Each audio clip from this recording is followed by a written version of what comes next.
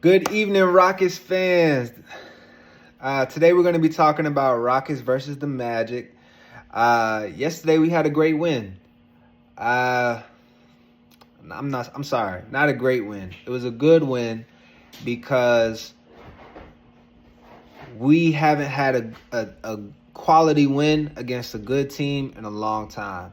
Seems that we went back, looked at the archives, saw some film that we must have done against one of these good teams, and now we're using it and going back into the memory banks in order to draw up what a good team is out of Houston. I mean, sheesh, it took forever. We're gonna have a special side note today, and we're gonna have a player of the game as always, and talk about our next game against the Suns.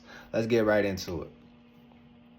First quarter, the theme of this video and the title of this video is ball movement is always available. In this play, we got back into the game early on after being down 13-0 run because of plays like this.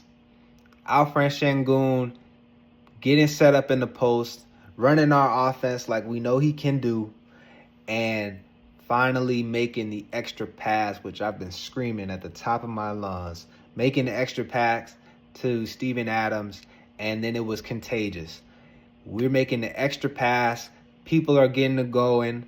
Now these guys are going back on defense and playing hard, and it all starts by making the extra pass. And it's just those little things, those details that we can adopt and take when we start playing in the playoffs, because the playoffs are coming up. We got 17 games left.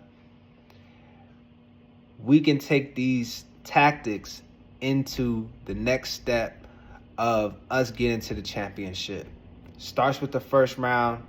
After we get to the first round, we can get to that second round, and hopefully we can have some early success, and that way we're not going to the first round for 2-3 consecutive years and struggling getting past that first round. I'm hoping that we can get to the second round, but we'll get to that later. In the second quarter, I want to give a shout out to this guy, Dillon Brooks. Dillon Brooks has been balling, man. He earned every single penny of this contract that we've given him. I think it was like a 5-year, $80 million. This dude is on another level, man. On this play, you see that he's been on a tear, man.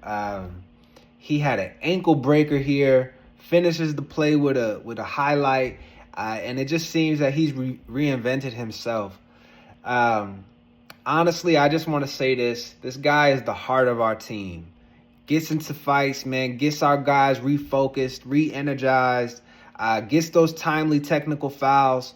I'm hoping that his technical fouls aren't too high, because I know that we're going to need some of the energy that he brings come playoff time.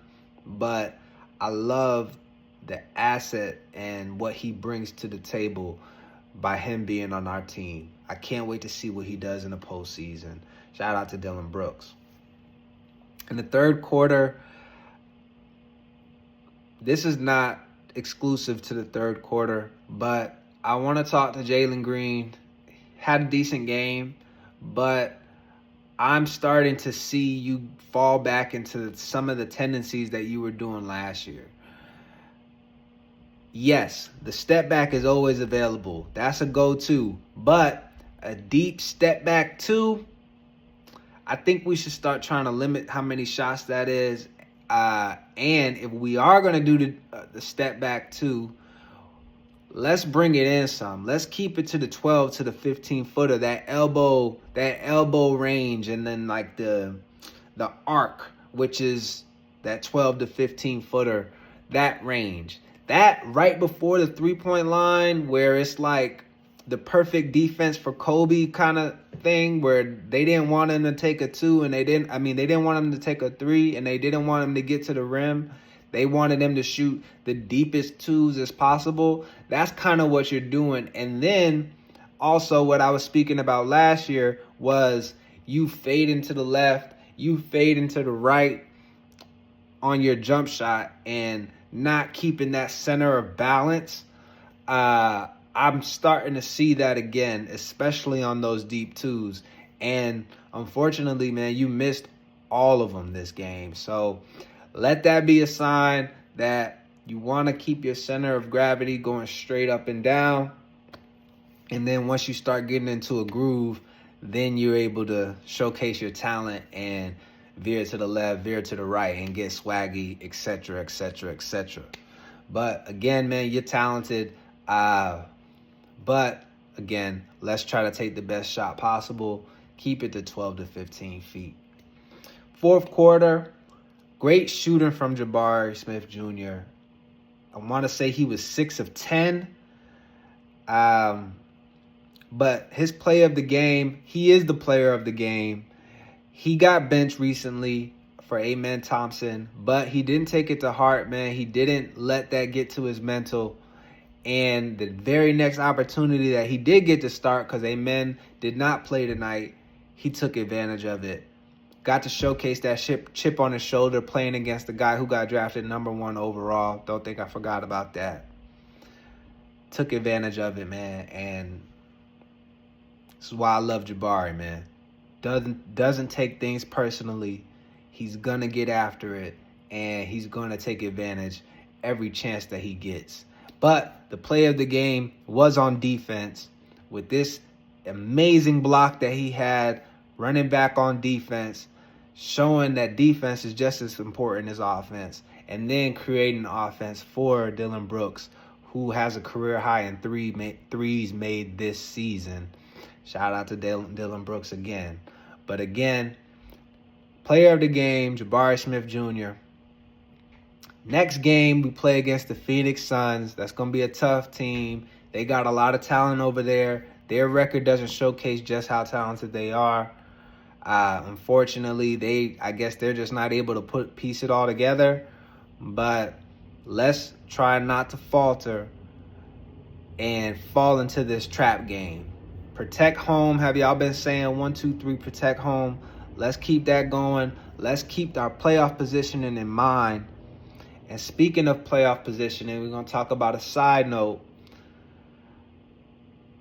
This may be an early conversation, but it's early enough so y'all can have this in the back of y'all's mind.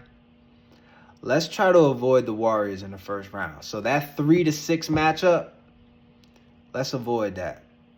Those guys are champions. They've had our number for a long period of time. We finally broke the 15-game winning streak that they've had on us. But I'm going to tell y'all, Frank, I'm going to tell y'all what it is. I don't see us beating them 4 games out of 7 in the playoffs, especially in the first round, especially when, you know, top 2 greatest point guard ever over there is still playing in that jersey. So let's try to avoid those guys, man. Let's start thinking about playoff positioning, where we want to be in the seeding. I wanted us to play Memphis in the second round, but if the chips don't fall that way and we end up playing them in the first round, that seems like a favorable matchup. We played solid against them throughout the regular season, but I would like to see us play either Memphis, the Lakers,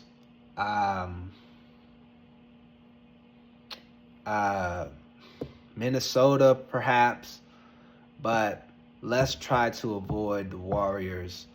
And let's just keep in mind who we want to be playing over the next 17 games. Try to get as many wins as we can because we still got a goal in order to accomplish.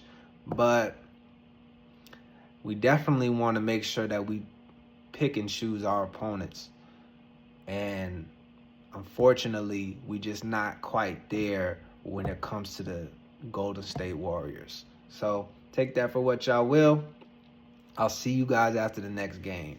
Peace out. I'm just famous. Ooh, I'm just famous.